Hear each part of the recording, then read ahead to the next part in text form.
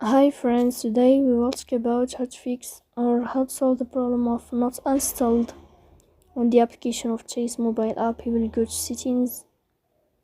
In this page you will go to apps, default apps, app settings. On above you will search about Chase mobile and you will click here.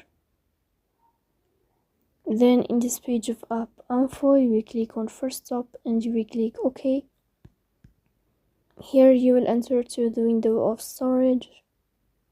Then we click on clear cache, but pay attention, don't click clear data because that can delete your account.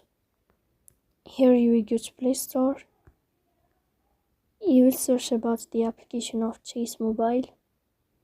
If you find update, then you can click to update your app. So please don't forget to support us by like and subscribe. See you next time in another video, and thank you for your watching and your attention.